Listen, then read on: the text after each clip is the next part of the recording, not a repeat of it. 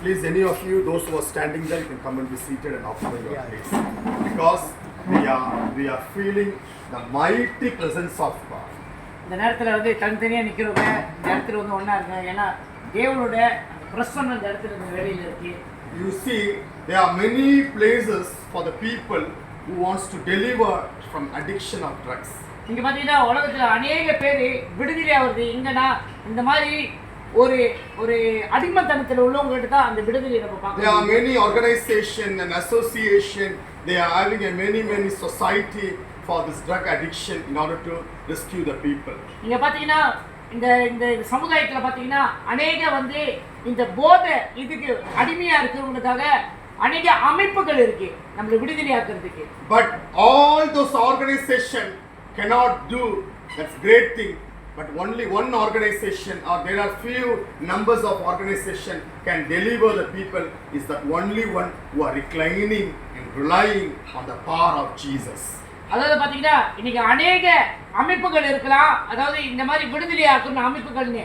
ஆனால் யாரெல்லாம் நீங்கள் பார்த்தீங்கன்னா தேர்ந்தெடுக்கப்பட்ட அல்ல சில அமைப்புகள் மட்டும்தான் இந்த அடிமைத்தனத்தில் விடுதலையாக்குற அந்த ஒரு தேவனுடைய கிருபையை பெற்றிருக்காங்க. Because and those organization who are relying on the power of Jesus. ஏன்னா எந்த அமைப்பு தேவனோட வல்லமைக்கு கட்டுப்பட்டிருக்கோ அந்த அமைப்பு மூலமா தான் அந்த விடுதலை பெற்றுக்கொள்ள முடியும். எந்த அமைப்பு தேவனுடைய வல்லமையை சார்ந்திருக்கிறதோ அந்த அமைப்புகள் மட்டும்தான் விடுதலையை அடையும். Amen. There is a great power. There is a great deliverance in the power of Jesus. நீங்க பாத்தீங்களா? Amen. தேவனோட அநேக வல்லமை அற்புதம் வல்லமையில உங்களுக்கு ஒரு பெரிய விடுதலை உண்டு. Hallelujah. Hallelujah. John 14th chapter from verses 1 onwards. என்னோட கூட யோவான் Bible John 14th chapter verses 1 onwards. என்னோட கூட யோவான் 14வது அதிகாரத்தை தெரிந்து கொள்வோம். 1ஆம் வாக்கியத்தை வாசிப்போம்.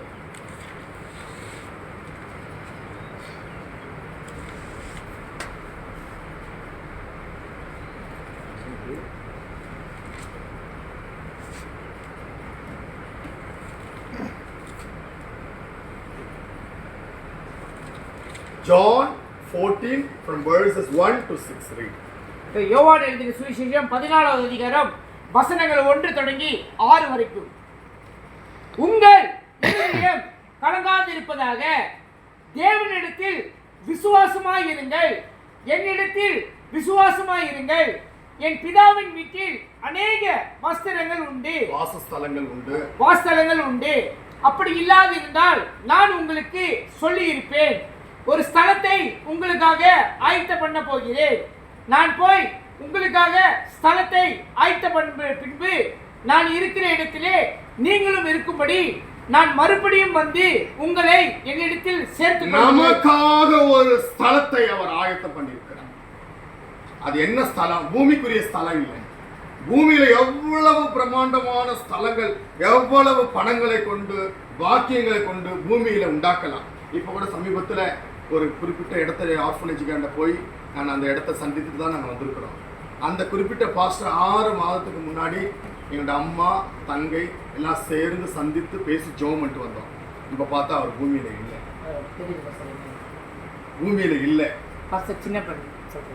பூமியில கிடையாது. எவ்வளோ பேர் அந்த இடத்துல பார்க்கும்பொழுது அவர் எவ்வளோ பெரிய ஆள். அவருக்கு இல்லாத குறைவு இல்லை, அவருக்கு இல்லாத பாக்கியம் இல்லை. அவர் நினைச்சா எத்தனை காடியில வேணா போகலாம், எத்தனை பணங்களை நெடிக்கலாம், ஆனா பூமியில இல்ல.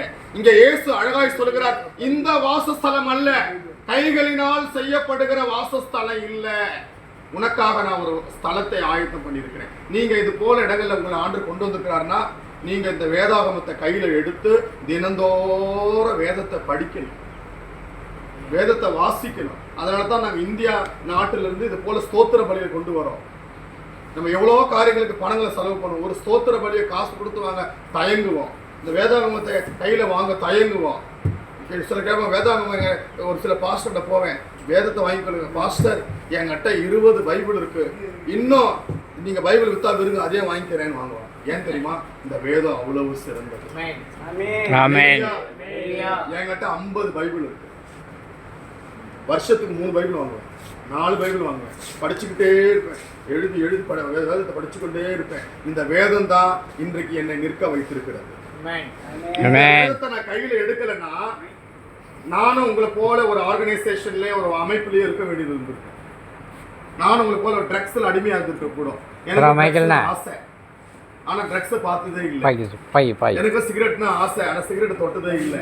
நான் எல்லாரும் அடிக்கிறாங்களே. ஆனா இந்த வேதம் என்னை பிடித்து கொண்டு, அல்லேலூயா, அல்லேலூயா. வேதத்தை நீ கையில எடுத்து தினந்தோறும் வாசிக்க ஆரம்பிக்கும் பொழுது ஆண்டவர் உன்னை விடுதலை ஆக்குவார். கட்டிலிருந்து விடுதலை ஆக்குவார். சாபத்திலிருந்து விடுதலை, எல்லாரும் சாபத்திலிருந்து விடுதலை ஆக்குவார். கவனிக்கிறீங்களா? உங்களோட பேர் என்னது? ஹரிராஜ். ஆண்டவர் உங்களை விடுதலை ஆக்குவார். இந்த வேதத்தை கையில எடு. தினந்தோறும் அதிகாலையில யார் எத்தனை மணிக்கு எழும்புறீங்க? How many of you are waking up very early morning? 6:30 மணிக்கு எழுதுற பிரேயர்ல ஓடி வந்து இந்த வேதத்தை கையில எடு. ஜெபத்துல ஒரு நாளைக்கு 10 அதிகாரம் படி. இந்த இடம் ஒரு பரவசமா மாறும்.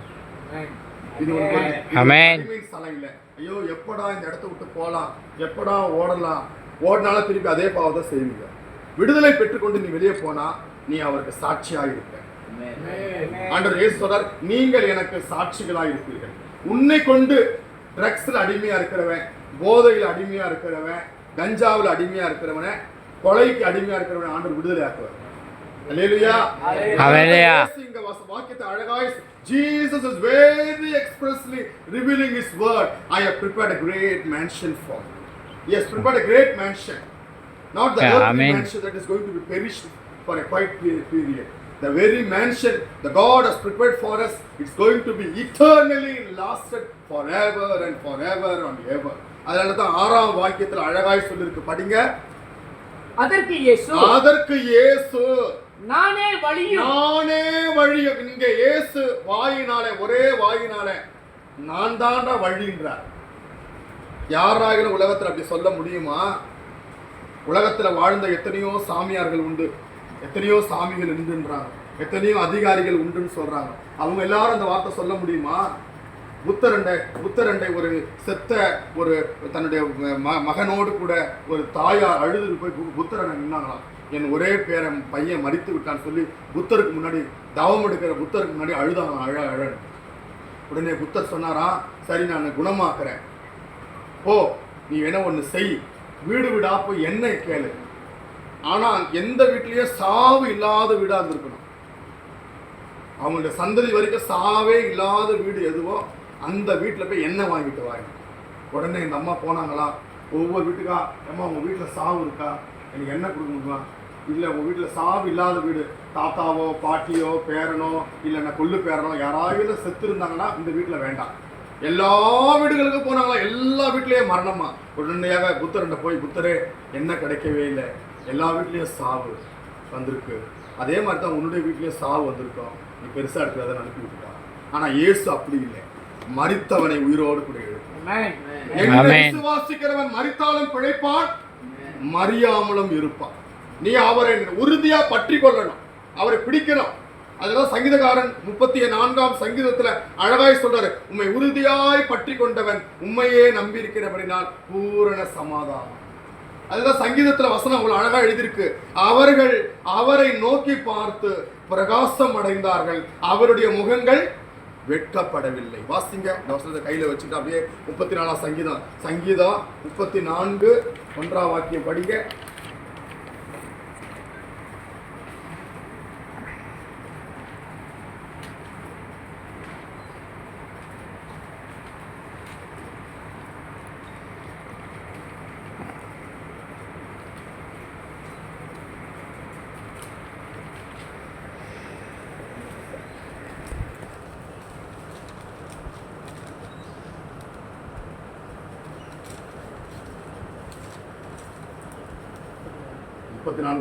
படிங்க. கர்த்தரை நான் கர்த்தரை தேடினேன், அவர் எனக்கு செவி கொடுத்து என்னை எல்லா பயத்திற்கும் நீங்களாக்கி ரட்சித்தார். செவி கொடுத்து என்னுடைய எல்லா பயத்துக்கும் என்னை நீங்களாக்கி விட்டார். நீ ஆண்டவரை தேட ஆரம்பிக்கணும். என்ன செய்யணும்? சத்தமா சொல்லுங்க. தேட ஆரம்பிக்கணும். தேடணும், ஆண்டவரை தேடணும். உன்னுடைய எல்லா பயத்திலிருந்து விடுதலையாகும். உனக்கு ஒரு எதிர்காலத்தை குறித்து பயம் இருக்கலாம். ஐயோ நான் இப்படி இருக்கிறேனே, நான் என்ன ஆகணும்னு பயம் இருக்கலாம். எல்லாருடைய இருதயத்திலையும் பயம் இருக்கு. எத்தனை பேரோட இருதயத்துல பயம் இல்லாம இருக்கு? எத்தனை பேர் இருதயத்துல பயம் இருக்கு? கை தூக்குங்க. தப்பு இல்லை, எல்லாத்துக்கும் பயம் இருக்கு. எல்லா விதமான பயத்துல இருந்து உங்களை ஆண்டு விடுதலையாகும். நீ ஆண்டவரை தேடணும், ஏசப்பாவை தேடணும். எப்படி தேடுவேன்? சாதாரணமா சும்மா பேருக்காக நம்ம தேட வேண்டிய விதம். இந்த பொருள் காணாம போனா நம்ம எப்படி தேடுவோம்? தண்ணி தானே, அதே இந்த பொருள் காணாம போனா ஒரு அளவுக்கு தேடுவோம். அதே ஒரு தங்கம் காணாம போனா எப்படி தேடுவீங்க? சொல்லுங்க. ஐயோ விளக்கை கொளுத்துவீங்க, எங்க போச்சுன்னு தேடுவீங்க. விளக்கு தான் வேத வசனம். வேத வசனத்தை தான் ஆண்டவரை அறிய முடியும். இந்த வேத வசனத்தை தேடும் பொழுது, படிக்கும் பொழுது தான் இதான் விளக்கு, இதான் உங்க வாழ்க்கையினுடைய விளக்கு. இந்த விளக்கை கொளுத்த பொழுதுதான் அந்த நீ தொலைத்து போன தங்கம், நீ தொலைத்த ஆபரணம், நீ தொலைத்த விலையேற பெற்ற ஒன்று எங்க இருக்கிறது என்றத அங்க தெரியும். அதே போல உன்னுடைய வாழ்க்கை, உன்னுடைய ஆத்துமா, உன்னுடைய நோக்கம் ஆண்டவருடைய பார்வையில விலையேற பெற்றது. சாதாரணது இல்லை.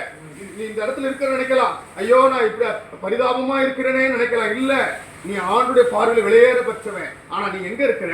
இருளில் இருக்கிற. நீ எங்க இல்ல? வெளிச்சத்துல இல்ல. எங்க இருக்கிற? இருளில் இருக்கிற. அதனாலதான் நீ வெளியே அறியப்படாம இருக்கிற.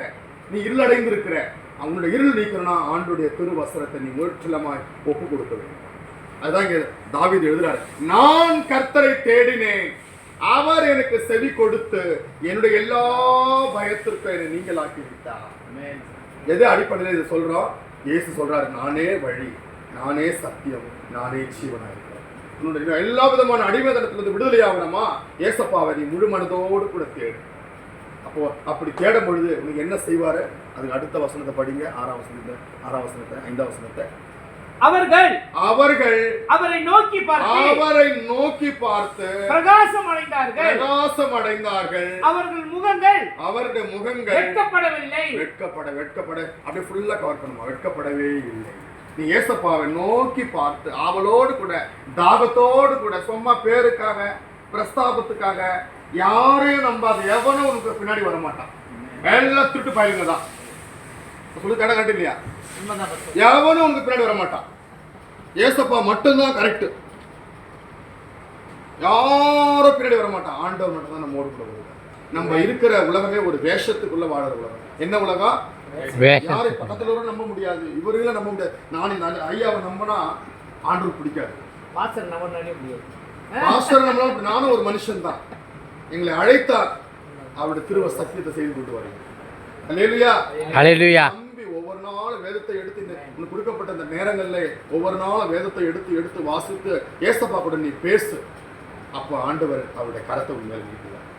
உன் சிறுமையை போப்பார், கண்ணீரை துடைப்பார், கஷ்டத்தை மாற்றுவார், உன் வேதனையை எடுத்து வெளியே போட்டுருவார், உன் துயரத்தை, உன் இருதயத்தில் இருக்கிற துயரத்தை தூக்கிடுவார், வெளியே போட்டுருவார், உன்னை ஆசீர்வாதத்தை கட்டளையிடுவார். ஆண்டவர் சொல்ற ஒரு வார்த்தை தான். நம்மள ஆசீர்வாதம் சொல்லுவோம். ஒரே வார்த்தை தான். ஆசீர்வாதம் உண்டாக கடவுதுன்னு ஆண்டவர் வாழ்க்கையில கட்டளை இட்டார்னா ஆட்டோமேட்டிக்கா இழந்து போனது ஆசீர்வாதங்கள், பொருளாதாரம் எல்லாமே உனக்குள்ள வந்துடும். அல்லேலூயா. அத சொல்லல, கற்றுக்கொண்டு வந்து சொல்லல, என்னோட வாழ்க்கையில அனுபவப்பட்டு கொண்டு வருது சொல்ல. இதே நாட்டுக்கு பல முறை நான் வந்திருக்கிறேன். ஒரு முறை இல்ல, 2 முறை இல்ல, பல இடத்துல போவேன். சில வீட்டுக்குள்ளேயே தான் இருப்பாங்க. அங்கிருந்து ஃபோன் பண்ணுவேன், ஐயா நான் வந்திருக்கிறேன் ஐயா. எப்பையா வந்தீங்க? முதல் வார்த்தை நான் போனேன். என்னையா போன வாரம்? எப்பையா போறீங்க? 2வது வார்த்தை நான் இந்த வாரம். என்னையா இந்த வாரத்திலே போறீங்க? ஒரு மாதம் முழுவதும் இருந்தா உங்களுக்காக மீட்டிங் எல்லாம் அனௌன்ஸ் பண்ணுவேன். இல்லையா அடுத்த மாசம் போற, அடுத்த மாசம் தானே போறீங்க, டைம் இருக்கு ஐயா. உலக மனுஷப்புல ஒவ்வொரு காரணம். நான் யாரையும் பிடிக்க மாட்டேன். இன்றைக்கு சாட்சியாய் சொல்றேன், ஏசப்பாவுடைய பாதத்தை பிடித்து கொள்ளுங்க. ஏசப்பா என்னை விடுதலையாக்க உம்மாலதான் என்றவரே முடியும். ஏசப்பா உன் சத்தத்தை நான் கேட்க போறேன் ஆண்டவரே.